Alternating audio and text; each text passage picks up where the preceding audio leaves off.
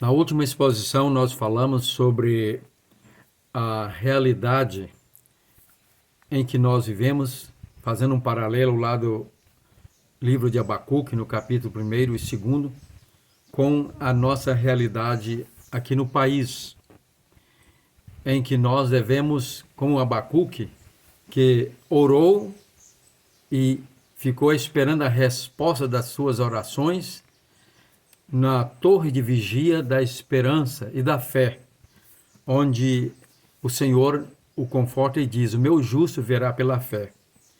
E concluímos que poderá acontecer que Deus permita que o nosso país venha estar sob um regime de governo anticristão, que venha causar sofrimento, perseguição aos cristãos, aos fiéis, aos filhos de Deus de todos os segmentos religiosos cristãos.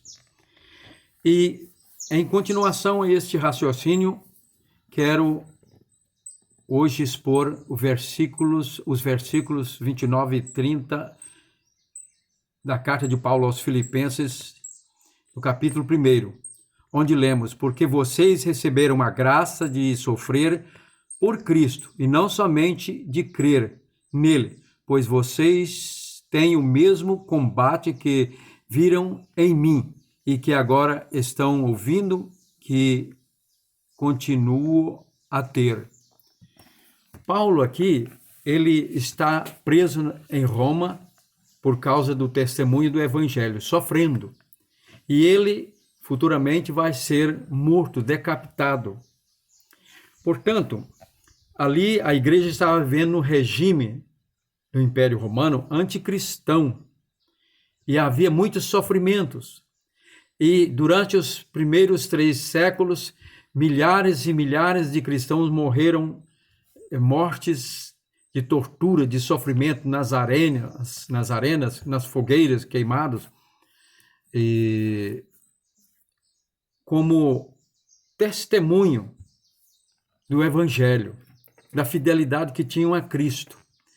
E essas mortes de martírio não eram porque aqueles servos de Deus e servas eram infiéis, mas para servir de testemunho do poder do evangelho para transformar as vidas e mostrar que Cristo é real, né?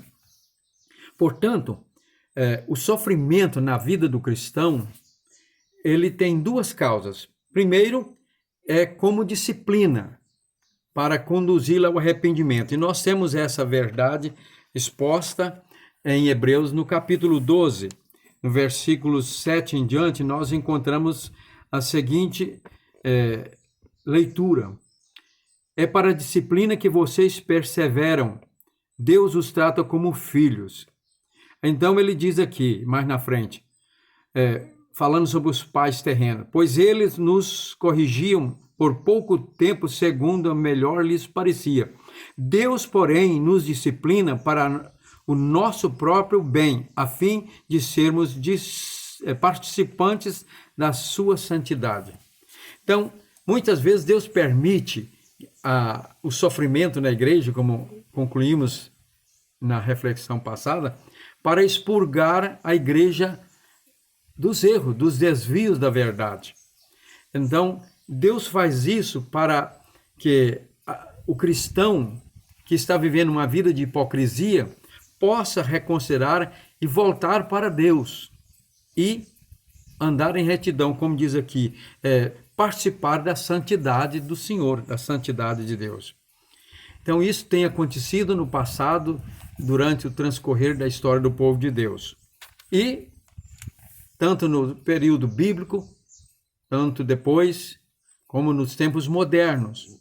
Agora, a outra razão por que Deus permite os fiéis sofrerem é o que Paulo diz aqui: nós recebemos a graça para sofrer, não só para desfrutar das bênçãos da salvação, mas para sofrer por causa de Cristo, do Evangelho. E ele estava sofrendo.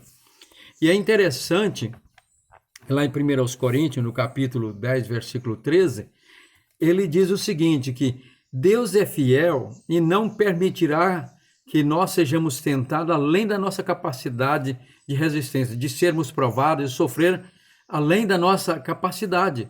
Ele conhece. Antes, ele proverá livramento nesses momentos para nos assistir. E é o que diz o versículo aqui de Filipenses.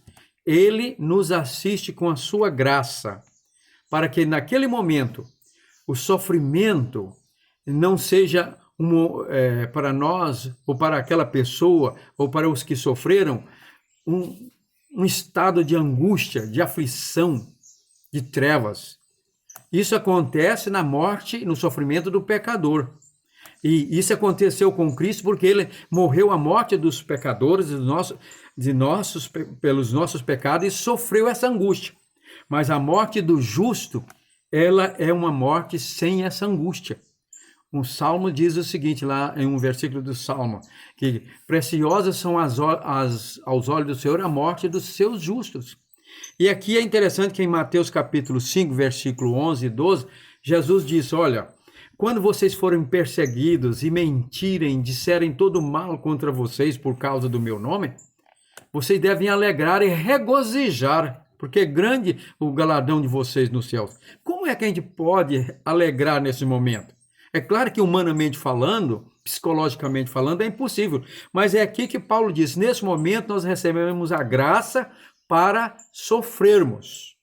E temos um exemplo no caso de Estevão, quando ele estava sendo apedrejado ali por causa do testemunho do Evangelho. Então, ele, na hora da morte, ele viu o céu aberto e diz, eu vejo o céu aberto e o Filho de Deus, Cristo, sentado à direita do Pai. Portanto, fica esta mensagem para o nosso conforto. Suponhamos que a nossa nação venha cair sob o domínio de um governo anticristão e que a igreja venha a ser perseguida. Os que estão na hipocrisia para reconsiderar e converterem e voltar a uma vida de comunhão, de santidade com Deus. E para os justos, os fiéis, para servir de testemunho naquele momento, que o Evangelho, como diz Paulo, é o poder de Deus para a salvação de todo aquele que crer. Que não é apenas uma mensagem, uma doutrina, um ensinamento religioso, mas é um poder que transforma e por amor dessa mensagem e de Cristo, o cristão fiel, até mesmo na hora da morte, do martírio, ele se mantém fiel e não nega o seu Salvador. E morre uma morte sem angústia e aflição, porque naquele momento ele é assistido pela graça de Deus, para então não sofrer os horrores do sofrimento causado pelos ímpios contra aqueles que amam e temem a Deus. Guardemos isso conosco. Que Deus nos abençoe.